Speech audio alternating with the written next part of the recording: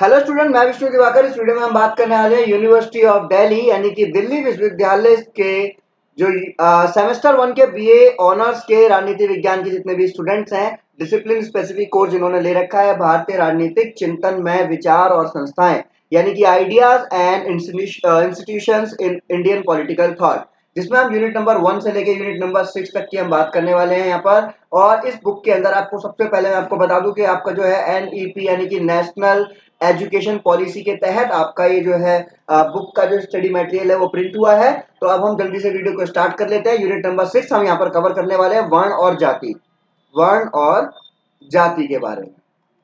तो आखिरकार ये क्या होता है, तो चलिए वीडियो को स्टार्ट करते हैं। तो परिचय में सबसे पहले देखेंगे प्राचीन काल से अब तक भारत की सामाजिक और राजनीतिक संरचना में वर्ण और जाति का जो है एक महत्वपूर्ण स्थान रहा है। वर्ण और जाति भारत की एक अनूठी विशेषताओं में से एक है और आज भारत में 3000 से अधिक जातियां और उपजातियां पाई जाती है। जातियों का संबंध वर्ण से है और वैदिक ग्रंथों में अगर हम बात करें तो वर्ण व्यवस्था के संदर्भ में लिखा हुआ है कि श्रम और व्यवसाय के आधार पर लोगों को जो है बांटा गया है।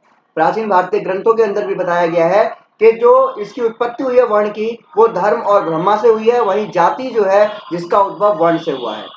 तो वहीं अगर हम आगे की तरफ देखते हैं तो यहाँ पे पता चलता है कि वर्ण व्यवस्था को समाज के भीतर वर्णों में विभाजित करती है कि प्रथम में ब्रह्मा, द्वितीय में क्षत्रिय और तृतीय में वैश्य और चतुर्थ में शूद्र। इनको अलग अलग तरीके से बांटा गया है। भारतीय साहित्य में वेद, ब्राह्मण ग्रंथ, उपनिषद और महाभारत, रामायण, गीता और स्मृति ग्रंथों में इस बात का उल्लेख मिलता है। आगे अगर हम देखें तो भारत में वर्ण व्यवस्था का उद्भव जो है कैसे हुआ, क्या हुआ, तो मैं आपको बता देता हूँ कि वर्ण व्यवस्था का उद्भव कब और कैसे हुआ। इस प्रश्न का लेकर विद्वानों में मतभेद है। सभी विद्वान ये सोचते हैं, इस चीज को लेकर चिंतित है कि आइला ये क्या हुआ, यानी कि वर्ण व्यवस्था कैसे आई है। वर्ण व्यवस्था को लेकर सभी के मन में एक अलग अलग विचार रहा है और अलग अलग विद्वानों के वर्ण व्यवस्था के उद्भव को लेकर अलग अलग विचार दे दिया है। भैया जो भी आता है अपने आप में पापा जी बनकर यहाँ पर अपने तरीके से बताकर चले जाते हैं। तो सबसे पहले परंपरागत मान्यता की बात करते हैं। तो विराट पुरुषों के अंगों से वर्ण व्यवस्था का उद्भव हुआ। क्या बोला गया जी कि ऋग्वेद के अंदर बताया गया कि पुरुष जो कि पुरुष सूक्त में लिखा गया है कि विराट पुरुष के मुख से ब्रह्मा यानी कि ब्राह्मणों का उद्भव हुआ और उनकी भुजा यानी कि जो बाजू जो होते हैं ना, जो डोले होते हैं जाते हाथों में, तो उसको क्षत्रिय बोला गया। ये भाई ज्यादा यहाँ पर जो है ताकत को दिखाया गया। जंघा, इससे वैश्य का उद्भव हुआ है और पैरों से शूद्र का उद्भव हुआ है। तो यहाँ पर क्या हुआ, बड़े ही प्यार से यहाँ पर जो इन्होंने वर्ण व्यवस्था को विभाजित कर दिया एक बंदे से। क्या बोल दिया कि भैया इसका मुख जो है सबसे ऊपर है, सर्वोच्च है, तो इसको ब्राह्मण बता दिया। उसके बाद में इसकी बाजू जो है शक्तिशाली है तो उसको क्षत्रिय बता दिया। उसके बाद में जंघिया यानी कि जिसके ऊपर पूरा शरीर टिका हुआ है उसे वैश्य बता दिया यानी कि बिजनेसमैन। और उसके बाद में लास्ट आता है आपका शूद्र यानी कि चरणों की धूल जो कि आपका पैर है इस पे। तो आगे जाकर इसको लेकर भी बहुत सारी जो है बातें यहाँ पर चलती हुई है। तो हम आगे देख लेते हैं कि अब आगे क्या बोला गया। तो जैसा कि मैंने आपको बताया कि रक्षा का कार्य हाथ से होने के कारण ही क्षत्रियों की उत्पत्ति भुजा से बताई गई है। ठीक है, और सबसे पहले मैंने आपको बताया, देखो सबसे पहले यहाँ पर मैंने आपको एक छोटी सी छोड़ दी है, उसको हम देख लेते हैं। यहाँ पर बोला गया है कि ब्राह्मणों की उत्पत्ति जो है उनके अध्यापन कार्य यानी कि बोलने का कार्य संबंधित होता है ना मुख से, तो इस वजह से ब्राह्मणों की उत्पत्ति उनके मुख से हुई है। और रक्षा का कार्य हाथ का होता है, इसलिए यहाँ पे क्षत्रिय आए हैं। और उसके बाद में जंगा यानी कि शरीर का सहायता देने का काम कौन करता है, जांग करता है, तो इसलिए यहाँ पर वैश्य है जो कि कार्य उत्पादन क्रियाएं करेंगे। और शूद्र का स्थान पैरों के समान है जो श्रम का कार्य करते हैं, लेकिन उनका फल उसका फल भी उनको नहीं मिलता। कहने का मतलब यह है शूद्र वो जो है जो कार्य करेंगे और उसके बाद में भी किसके लिए कार्य करेंगे, ऊपर के तीनों वर्णों के लिए। वृक्क रंग के आधार पर वर्ण की उत्पत्ति मानते हैं। उन्होंने लिखा कि ब्राह्मण का रंग श्वेत होता है, क्षत्रिय का लोहित और वैश्य का पीत और शूद्र का असित होता है। तो ऐसे शब्दों को यहाँ पर इस्तेमाल करते हुए बताया गया कि वर्ण व्यवस्था इस तरीके से बताई गई है। वैज्ञानिक युग में मनुष्य के रंग के आधार पर वर्ण के उद्भव को नकारा गया है। वैज्ञानिक युग में क्या बोला गया है कि भैया रंग के आधार पर ऐसा कुछ भी नहीं है। कुछ विद्वान धर्म और कर्म को वर्ण व्यवस्था के उदाहरण मानते हैं। उन्होंने कहा कि समाज की 4 मूलभूत आवश्यकताएं होती हैं। पहली आवश्यकता क्या है, पहली शिक्षा, दूसरा यहाँ पर जो है पाठन और अध्ययन, और तीसरा क्या है कार्य, ब्राह्मणों को द्वितीय शासन और सुरक्षा व्यवस्था संबंधित कार्य, और क्षत्रिय को तीसरा आर्थिक उत्पादन, और चतुर्थ यानी कि सेवा करना जो कि शूद्रों को दे दिया गया। तो ये चारों चीजें यहाँ पर दिखाई गई है जिससे कि वर्ण व्यवस्था को आप अच्छी तरीके से समझ सकते हैं। आगे बोला गया सत्यवादी, दयालु, क्षमाशील, चरित्रवान व संवेदनशील और तपस्वी हो वही ब्राह्मण है। इसने क्या बोला कि जो सत्यवादी है, दयालु है, क्षमाशील है, चरित्रवान है, संवेदनशील है, तपस्वी है, उसको ब्राह्मण का दर्जा दे दिया। अब जल देवता एक अन्य प्रश्न पूछते हैं कि ये गुण किसी शूद्र में विद्वान हो तो क्या होगा। अगर उन्होंने कहा कि जो ये बातें आप कह रहे हैं, वो बोलते हैं ना कि भाई हर उच्च जाति में एक नीच व्यक्ति पाया जाता है और हर एक नीच जाति में एक उच्च व्यक्ति पाया जाता है। तो कहने का मतलब क्या है कि जल देवता भी ये बात बोलते हैं कि अगर ये सारे गुण शूद्र में पाए जाएंगे तो क्या होगा, क्या वो ब्राह्मण कहलाएगा? यदि किसी ब्राह्मण में ये गुण विद्यमान नहीं है तो क्या वह ब्राह्मण शूद्र माना जाएगा?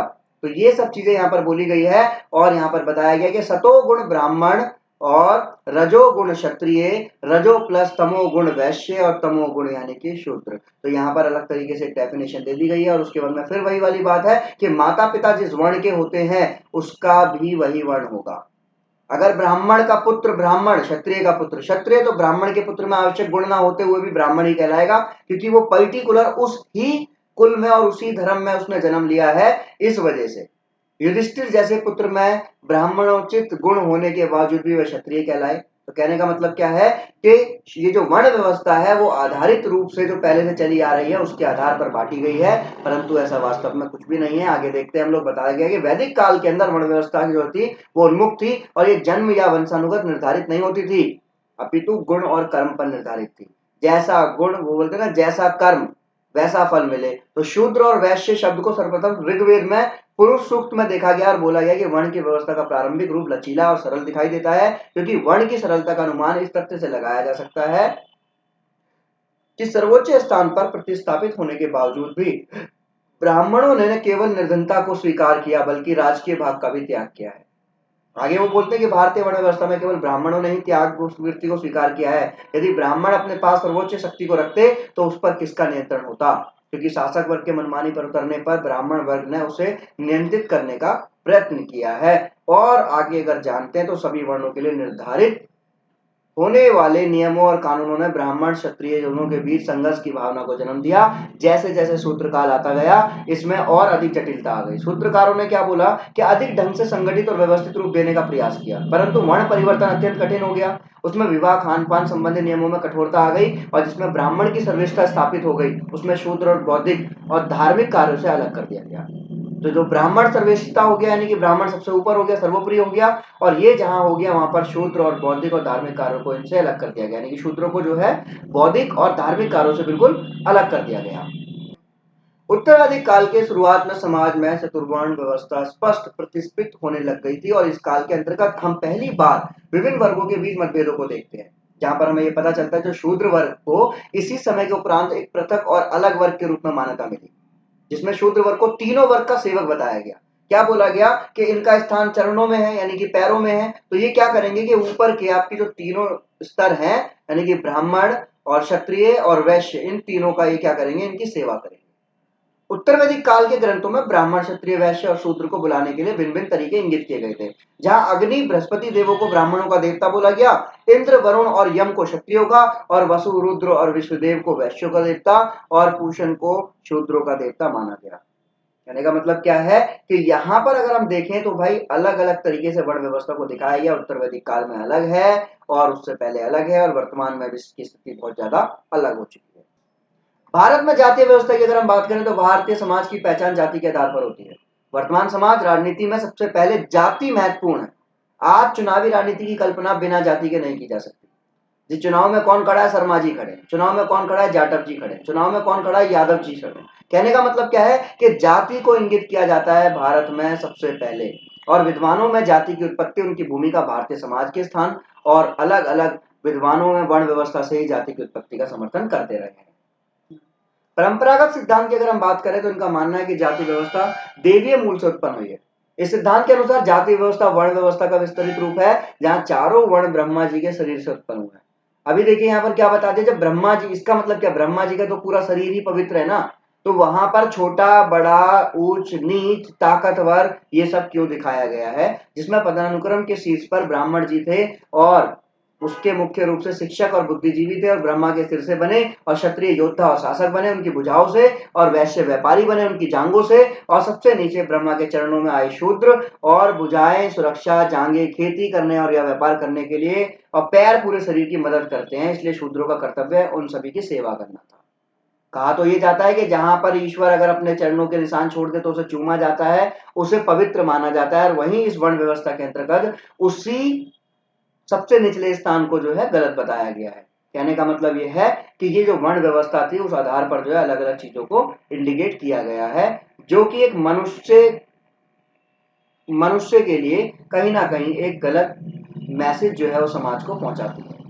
नस्ल आधारित सिद्धांत की अगर हम बात करें, जाति के लिए संस्कृत शब्द वर्ण के लिए जिसका तात्पर्य रंग से है, यहाँ पर रंग की बात की गई है। भारतीय समाज के जातीय स्थितिकरण की उत्पत्ति चतुर्वर्ण व्यवस्था से हुई है। ब्राह्मण, कष्टप्रिय, वैश्य और शूद्र। भारतीय समाजशास्त्री D.N. मजूमदार ने बोला है, भारत में नस्लें और संस्कृति।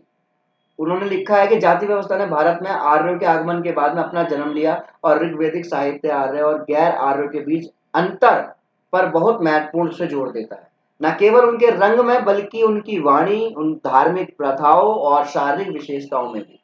ऋग्वेद में तीनों वर्ग ब्रह्मा, क्षत्र और विश्व का अक्सर उल्लेख किया गया है। अब वो आगे बताते हैं कि ब्रह्मा और क्षत्र कवि, पुजारी और योद्धा प्रमुख और प्रतिनिधित्व करते थे, जिसमें सभी लोग शामिल थे। और चतुर्थ श्रेणी का नाम शूद्र ऋग्वेद में केवल एक बार आता है। शूद्र वर्ग घरेलू नौकरों का प्रतिनिधित्व करता था। व्यवसाय आधारित सिद्धांत क्या था? जाति पदानुक्रम व्यवसाय के अनुसार थे। जिन व्यवसायों को बेहतर और सम्मानजनक माना जाता था उन्हें व्यक्तियों को उन लोगों से बेहतर बना दिया जाता था जो गंदे व्यवसायों में लगे हुए थे। आगे बताया गया यहाँ पर कि विकास आधारित सिद्धांत जो है, इसमें देखो क्या है। इस सिद्धांत के अनुसार जाति व्यवस्था तत्काल किसी विशेष स्थिति पर अस्तित्व में नहीं आई। यह सामाजिक विकास की एक लंबी प्रक्रिया है। वंश आधारित, ब्राह्मणों में स्वयं को शुद्ध रखने की इच्छा और राज्य के कठोर एकात्मक नियंत्रण की कमी, कानून रिवाज के आधार पर और कर्म और धर्म के आधार पर। तो यहां तक आपको समझ में आया कि जाति और वर्ण की क्या बात की गई है। तो यहाँ पर आपका ये वीडियो का पार्ट 1 है, क्योंकि मैं आपको ज्यादा लॉन्ग वीडियो बनाकर नहीं देना चाहता हूँ। पार्ट 1 में हमने बात की जाति और वर्ण के बारे में, यानी कि बीए ऑनर्स के जितने भी स्टूडेंट हैं, यूनिट नंबर 6 में से आपका यह जो टॉपिक है जाति और वर्ण, मैंने आपको यहाँ पर क्लियर कर दिया। आगे की जानकारी के लिए इसका पार्ट 2 देखना ना भूलें। जब तक के लिए बाय, साइनर बंगो। Thank you, thanks for watching.